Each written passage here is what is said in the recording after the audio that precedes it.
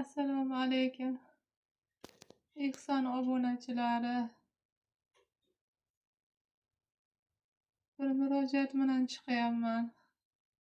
Bir iltimos bilan chiqyapman. Bir yordamga muhtoj bo'lib qoldim.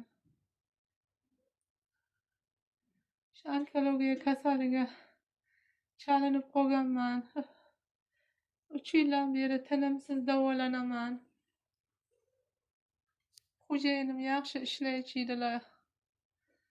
Ishlab topib kelayotgandilar, menga qarayotgandilar dori-darmonlarimga. Dori-darmonlarim qarayotgan. Ishlagan joylariga yiqilib, son suyaklari sinib ketib operatsiya bo'lib qoldilar. U kishi ham yotib qoldilar tayoqqa. Judayam yordamga muhtoj bo'lib qoldik hozir. Dorilarimga pul yo'q.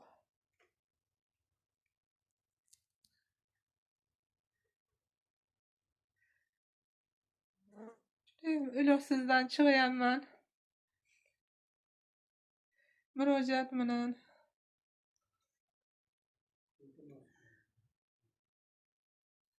Saxiy boylar. Allohim g'oyibdan qilgan saxiy boylardan yordam so'rayman.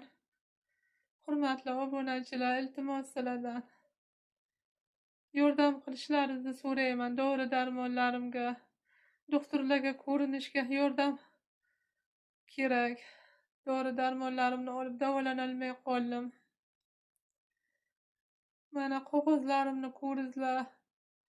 Yaqinga ximiya olib keldim. Yaxshi gapirolmayapman ham. Ximiyadan kelganim 2 kun bo'ldi. O'rnimdan turolmayman. 2 kun bo'ldi ximiyadan kelganim. Iltimos sizlardan. Iltimos sizlardan. Qo'llaringizdan kelganicha yordam qilinglar. Yordamlaringizni iloji bo'lmasa duo qilinglar. Iltimos sizlardan. Ko'pni duosi ijobat bo'ladi. Qilgan xayr ihsonlaringizni Alloh dargohiga qabul qilsin.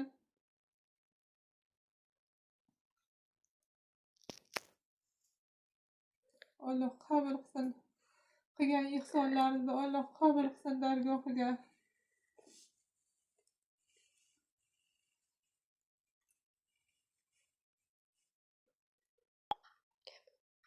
Assalomu alaykum aziz Ihson obunachilari.